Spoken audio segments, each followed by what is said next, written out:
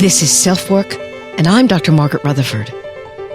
At SelfWork, we'll discuss psychological and emotional issues common in today's world and what to do about them.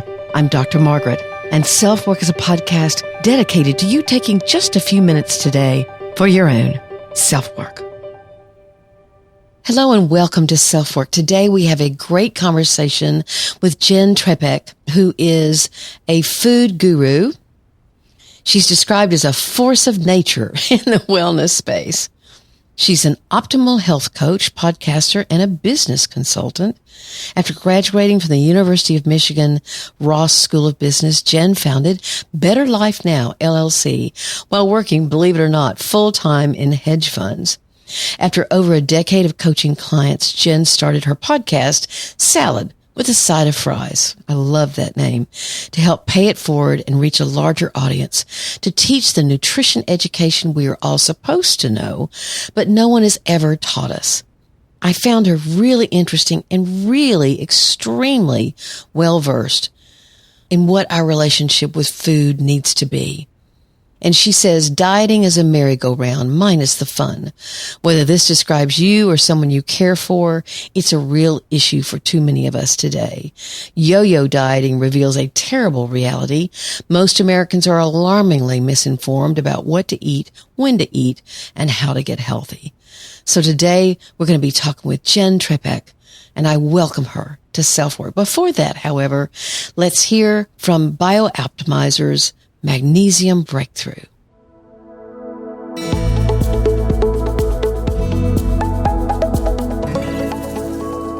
Hey guys, I want to share with you that recently I've been working on some very important projects that have very short deadlines, as always, right? Seems everything today is ASAP. Anyway, I have not been able to keep up with all of my self-care routine. I certainly haven't had breaks to have proper meals, and I'm drinking way too much iced tea. I was starting to get really stressed out when I remembered that the Magnesium Breakthrough I take every night is also a great support for stress management. I'd kind of forgotten that. In fact, magnesium is responsible for over 300 body reactions, and Magnesium Breakthrough is the only magnesium formula that delivers all 7 different forms of magnesium. I didn't know there were 7 forms. One of them being feeling more calm, centered, and in control of our stress. If you're trying to balance life demands, give it a try. Trust me. Your mind and your body will thank you for it.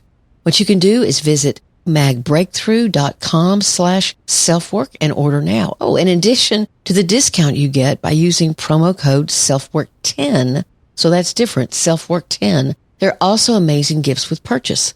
That's why I love shopping at BioOptimizers. Again, go to magbreakthrough.com/selfwork to get your Magnesium Breakthrough and find out this month's gift with purchase. And now, on to my conversation with Jenn.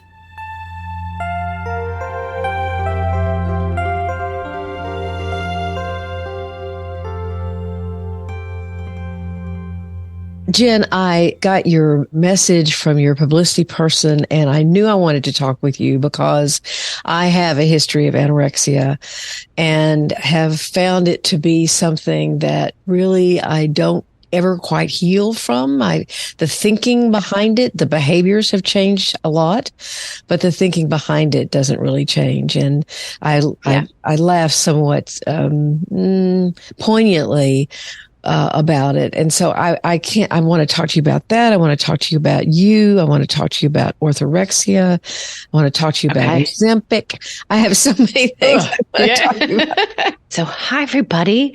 I'm so excited to be here. Thank you for having me. Of course. So I came to all this wellness stuff through my own saga. I feel like the word journey really doesn't do it justice. No. So my parents worked for themselves growing up. And I realized, I had this like giant revelation moment. It was 2005. Okay. I was working full time. We were planning our family's annual vacation in December. And I had to go into the computer system to request the time off. And it hit me like an anvil that I was requesting permission for access to my own time. Right. Right. And I was like, I'm sure a lot of people are nodding going, I know exactly how that feels. right. And I was just like, okay, I get that I got to do this now, but like, this will not be my life forever. Mm-hmm. Mm-hmm. You know? So I was looking for something to do in my spare time with the intention of just like taking that money and investing it or something. Mm-hmm. And then I also had my own saga of trying to manage my weight. And I learned about the TLS curriculum and worked with a coach, completely changed my life. And I was like, okay, this is my thing. Like everybody deserves this information. Mm-hmm. This is what I'm going to do. Oh, wonderful. And so the two things sort of came together. So in that, I built my business on the side for 12 years. Just a short almost 12 journey. years. Yeah, exactly. And that whole, that's a whole other conversation of ups and downs and self-work, Yes. And then, so I left my full-time job July of 2019, launched the podcast in August of that year. Were you frightened? No.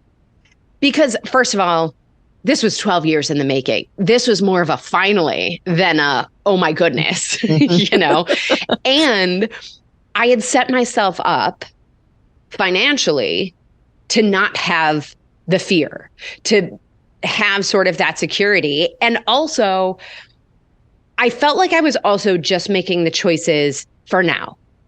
Oh. For now, I'm just going to focus on my business. Right? That reminds me so much. That reminds me so much of something I say to folks all the time, is that sometimes it's not making the right choice that you need to worry about. It's that you go in a direction, not which direction you go. It's that you go. Yeah. You just got to go. Exactly. Exactly. And the biggest thing that I remind myself, even now, is that nothing is permanent. I make a choice. If it's not what I thought it was going to be, or I'm not enjoying that path or whatever it is, right? Mm-hmm. Choose again. Mm-hmm. Choose again. At any moment, I could call the headhunters that I used to work with and say, what you got? Right? Like, there are always options if we choose to look at them. Right. And so when I left my job, it was like, I'm going to focus on this. I'm going to start this podcast and see what happens. And I could decide to go back to this other work at any point in time. I want to make sure people realize there's a huge distinction between this other work, which was you worked with a hedge fund. Yes, I was in hedge funds. Yeah. And being a health coach. I mean, it's like daylight and dark. I was a professional singer, and now I'm a psychologist. And so they kind of go, you did what? Right, exactly. I mean, I went to business school. What I did in hedge funds had really nothing to do with the portfolio, but it was a very intense environment, 24/7 on call. The room for error was negative, Wow. And so in such a demanding place, mm-hmm. it created, I lived in stress and anxiety. How did that affect your eating? So it's interesting because I had certainly ups and downs, mm-hmm. but I was a health coach all through it. So I understood intellectually what was happening, even in moments of going, I'm going to eat this Hershey Kiss, right? It's like, I knew, it's because I didn't sleep well last night. It's, the stress of what's happening. It was an intellectual decision or awareness as much as it was an emotional choice. I see. Okay. And, I was able to do both things, and it was sort of different hats, right, in different moments.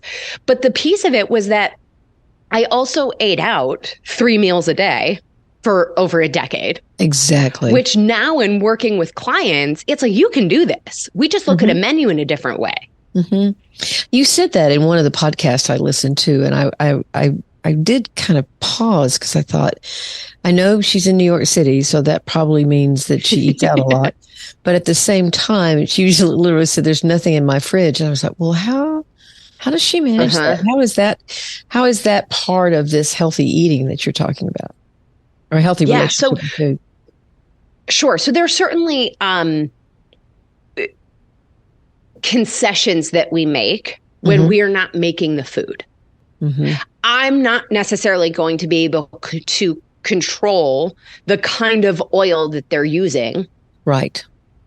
on my food. So there's certainly a give and a take when we're not making it ourselves. Mm-hmm. But there's a balance to that of saying, I'm still human and I'm living in this world and I'm going to do what I can do. Right. And choosing where we sort of have that vice grip, because I think a lot of people feel like that vice grip is what's required, and it's not. That sense of control or fear of losing control is as much a part of the problem as a Twinkie. So glad to hear you say that, because we all know, well, maybe we all don't know, but anorexia is not about food. It's about self-esteem and control. And so can you, if you had a group of people in front of you and you were saying, this is the first step you take toward making your relationship. I think you use the word transition a lot, that you're making transition with your food.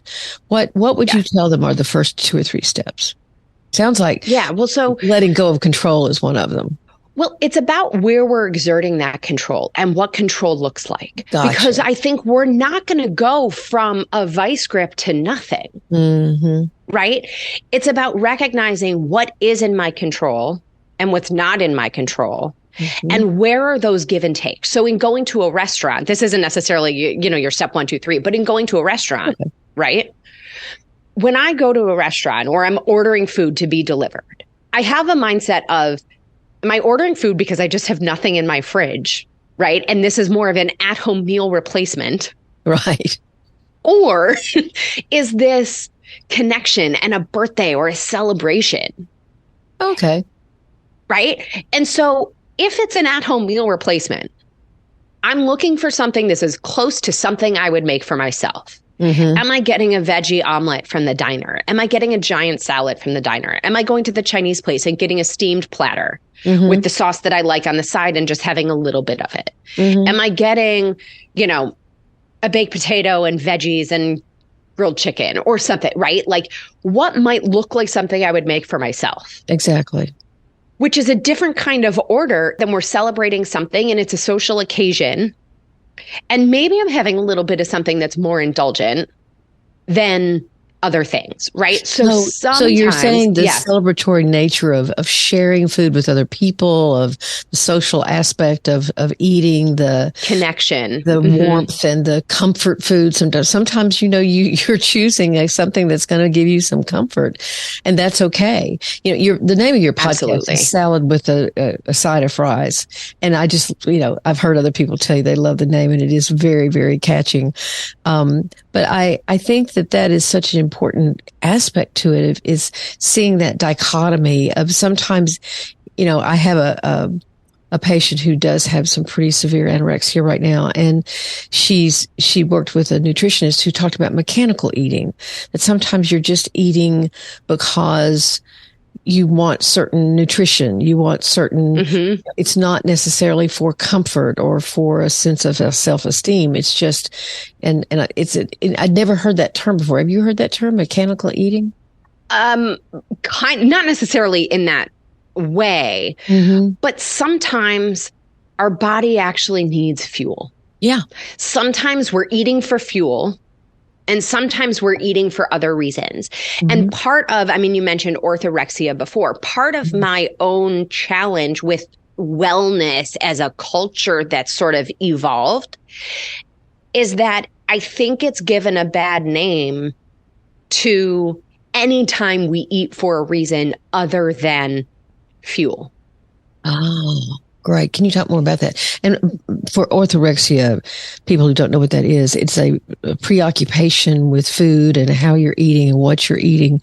It often causes a lot of extreme distress if you can't get the food, the way you like it. It's you have good food and bad food. It's not an official diagnosis of the DSM, but it is a real and steady danger in our society. Yeah, it's I like to think of it too, for a lot of people, it's the healthful eating to an extreme. It often in practice looks like, if it's not going to be textbook, I'm choosing nothing. right? And so for an example, I was on vacation with my family. We were at Disney or Universal Studios this day. Mm-hmm. Mm-hmm. And there was a lot of long lines, Oh, right? yeah. And and even with the fast pass and the this and that, right? It was still a lot of long lines. Yeah. Okay. So there were 5 of us or 6 of us, whatever. It was a bunch of long lines, and everybody was hungry. Everybody was a little hangry. Yeah, right? hangry. That's exactly what I was thinking. Yeah. So we had one backpack, and I had thrown a bar in the backpack. My sister had thrown some other healthful or more healthful choices in the backpack. And I said to my brother-in-law when he was going to go put the backpack in a locker so we could do the ride, whatever. So we were all getting in line. He was going to put the backpack in a locker. And I said, can you just, dig into the backpack and grab me one of the bars, right? Whether it's mine or my sister's, whatever, it doesn't matter. Just grab me one of the bars. He came back and he was like, the only thing I could easily find is this cookie.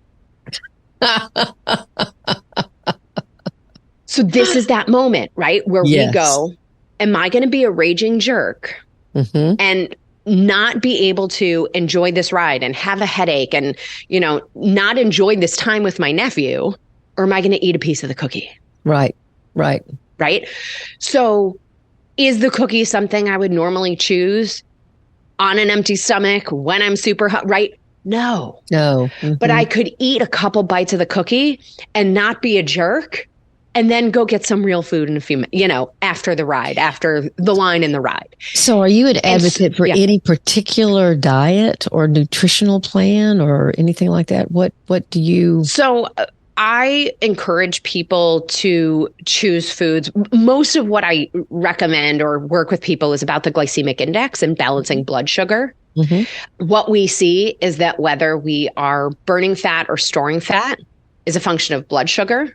And whether we are burning fat or storing fat is metabolic health. And so everything that I do is from the lens of health, metabolic health, and therefore by extension, keeping our blood sugar balanced. Okay. For people who don't know what metabolic health is, can you define that for us?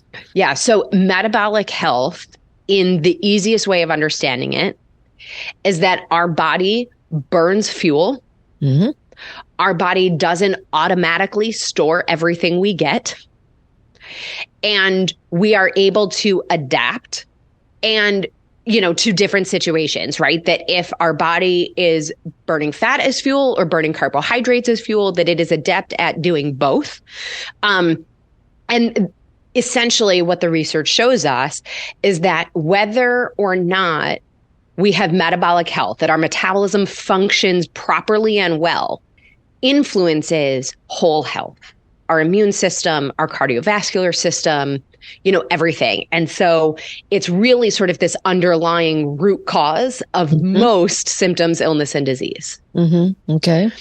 And in that, we're looking at eating for nutrition, looking at what fuel keeps our blood sugar balanced, what fuel gives our body the building blocks for neurotransmitters, for mood, for, right, all of these things. What I was very impressed by, I went and listened to your very first episode first. Okay. And you say, how did she get started? And so I listened to number 2 too. And, and another thing I love about your podcast is that you just pull in people that that are your friends, and y'all just sit around the table and chat. It's a lot of fun. But your podcasts are full of you make science, you make biology very easy to understand. I think your second podcast was on alcoholism. And it's very noticeable, very noticeable. And you talked about how the liver will metabolize or actually will treat the toxicity of alcohol before it does anything else. That alcohol goes to the front of the line, sort of. Yeah. And the liver is busy doing that. So no wonder you gain weight, because it's not being, treated by the liver. And so I had never heard anybody explain it that way. And I just kind of hip hopped around your podcast and listen to different things. And that's one of the things I was very impressed. SelfWork listeners, Jenn makes these ideas very palatable and understandable. Well, thank you. And I say that and I have that approach because that's what shifted everything for me, right? I remember times, whether we are overeating or undereating, it's a lot of the same stuff, right?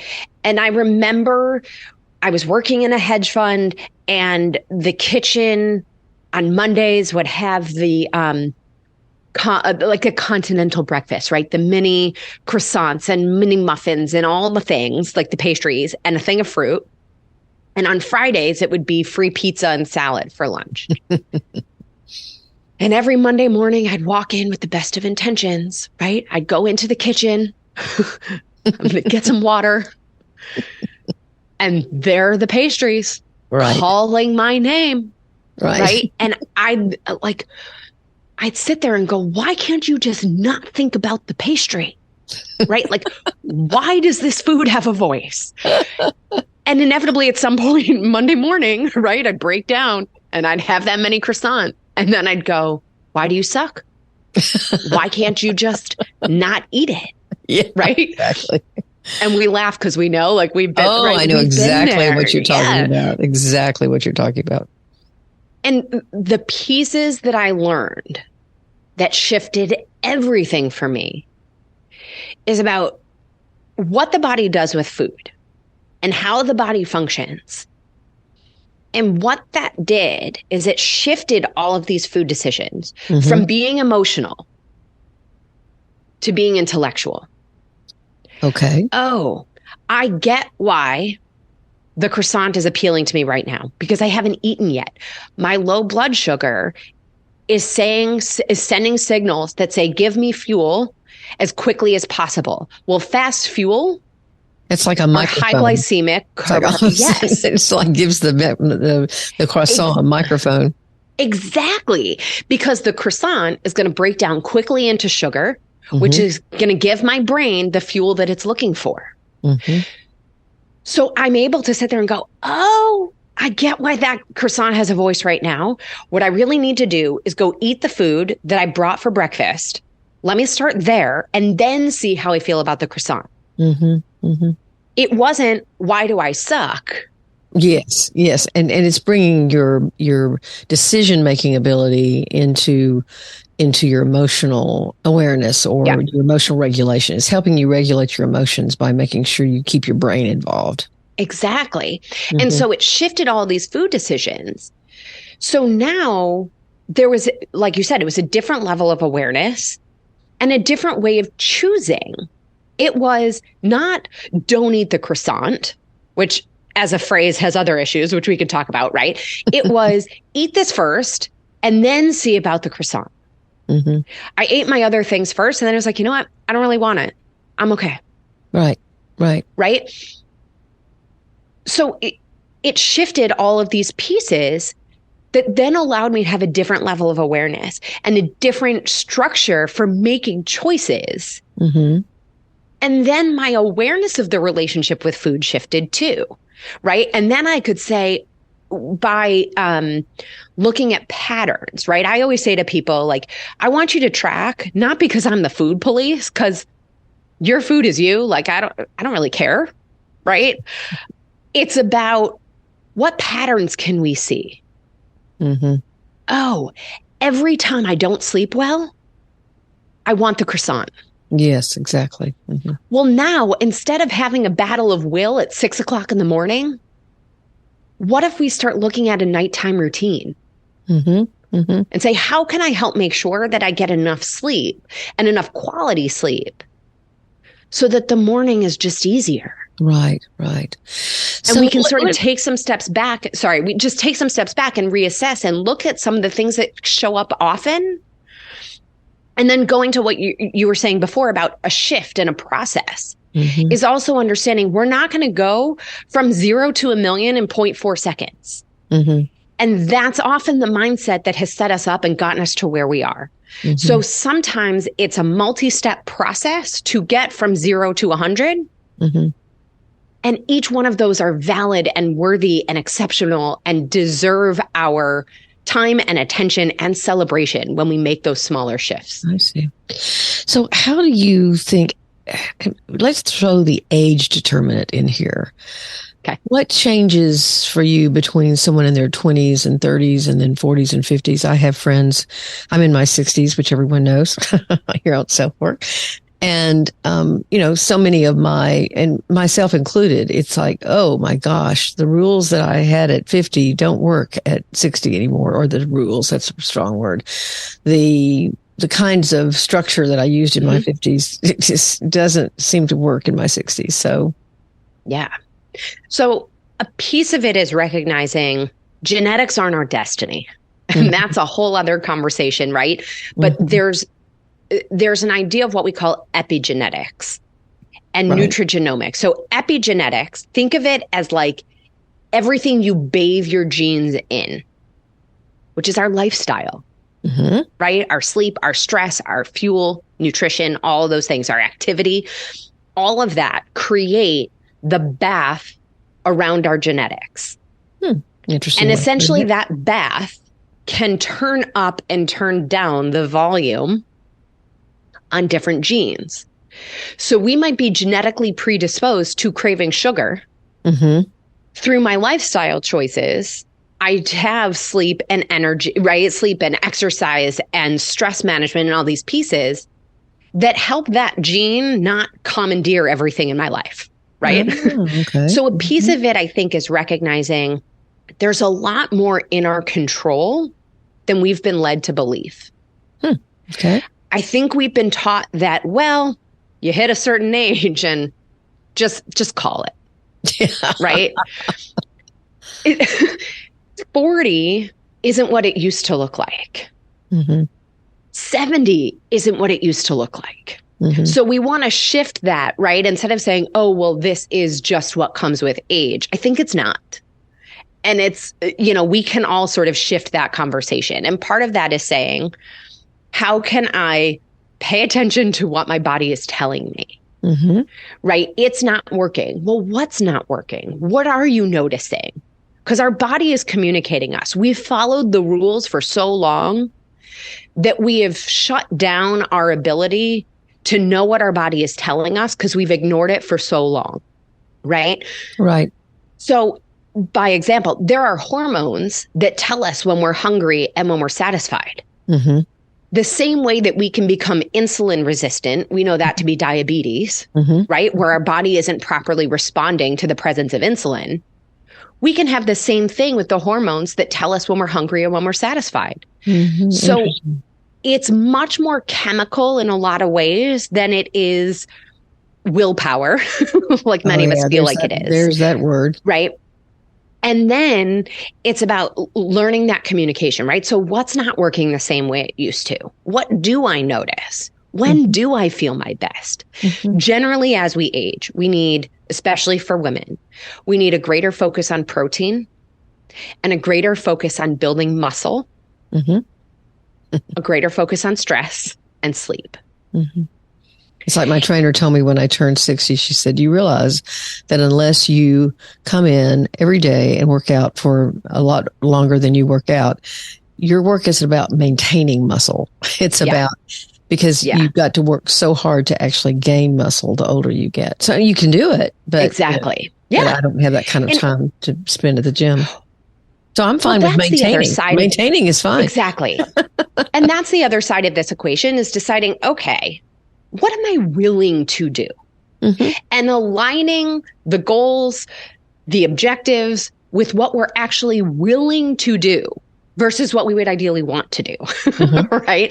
Like, if we're not willing to start the day with protein, if we're not willing to do the resistance training enough to build muscle, let alone maintain, right? Then we either have to shift what we're willing to do or shift the outcome we're looking for. There isn't a right or wrong. It's just bringing those things back into alignment. Very common sense. You're talking a lot of common sense.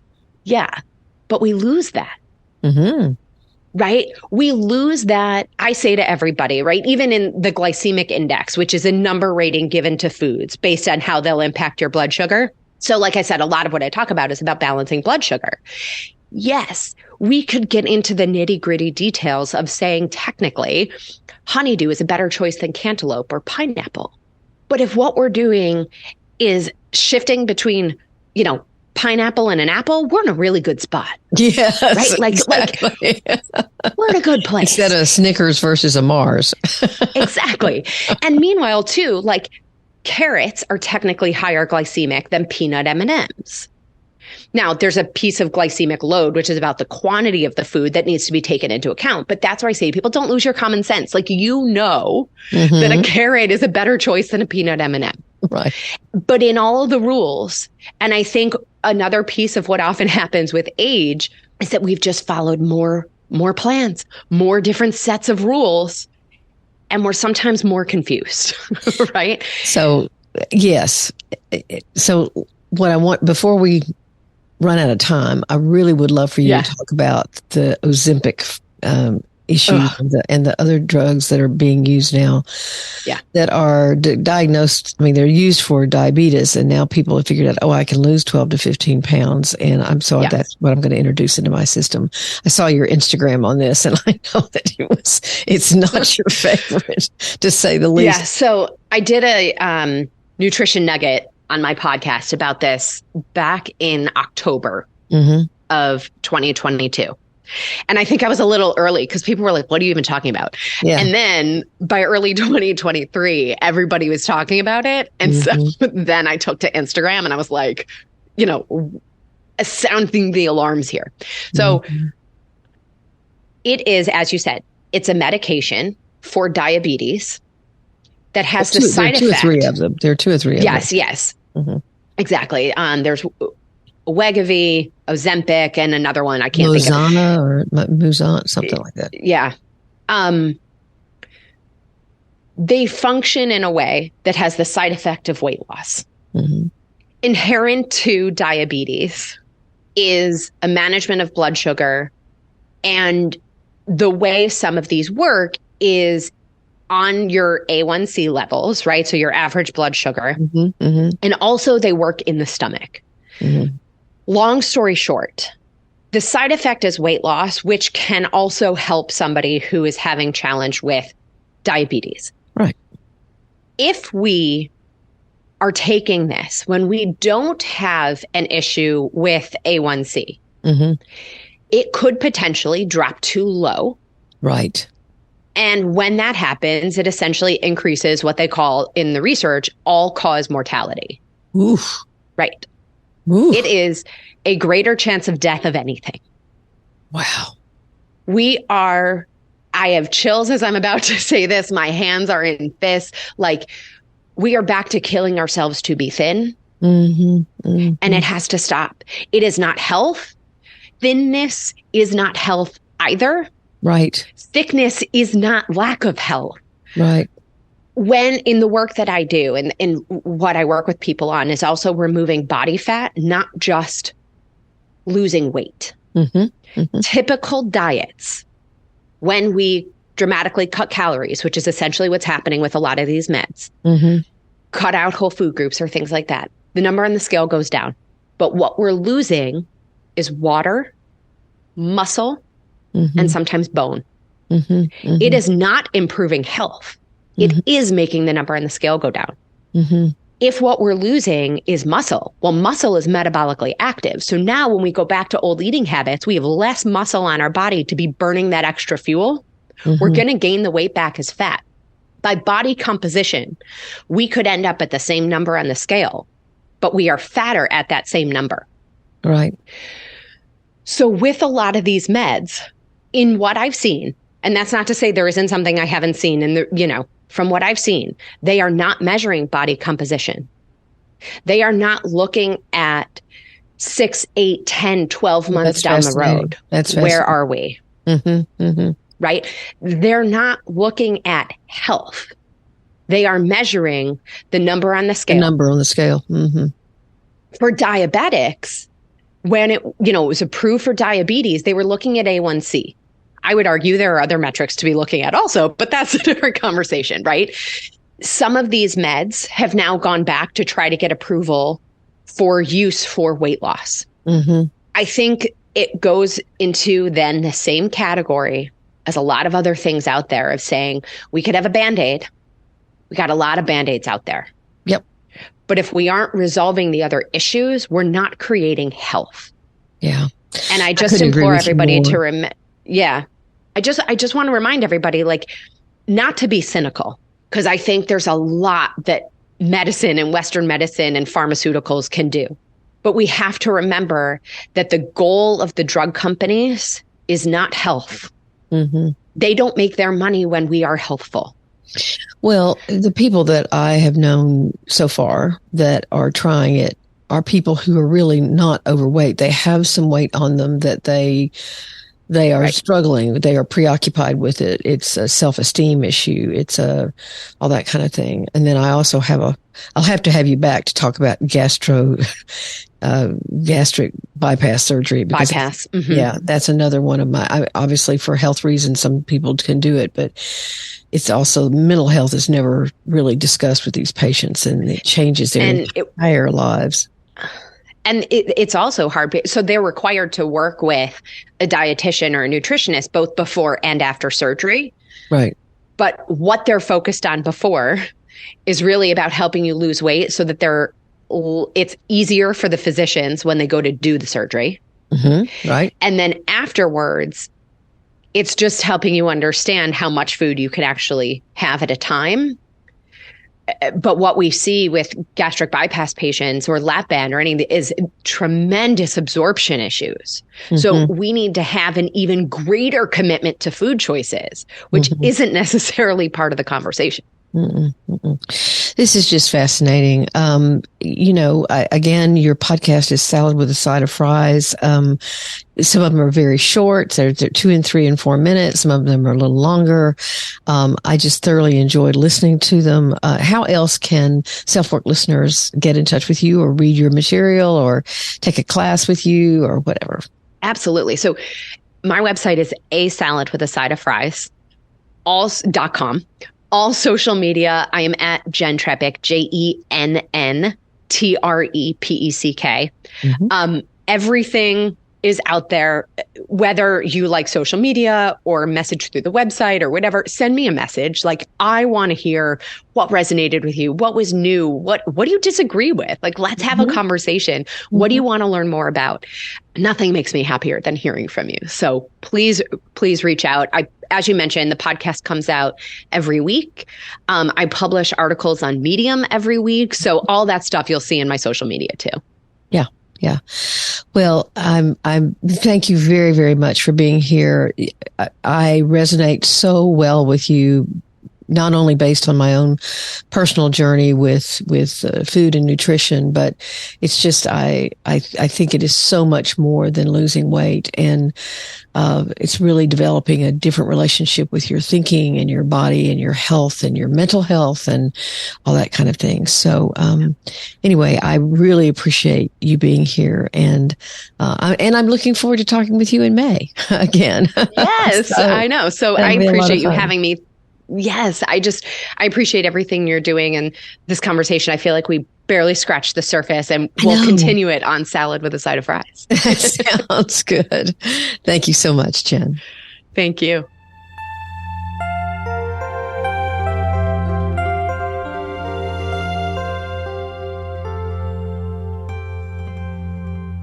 I hope you learned a lot from Jenn. I know I certainly did. I like the way she talks about food.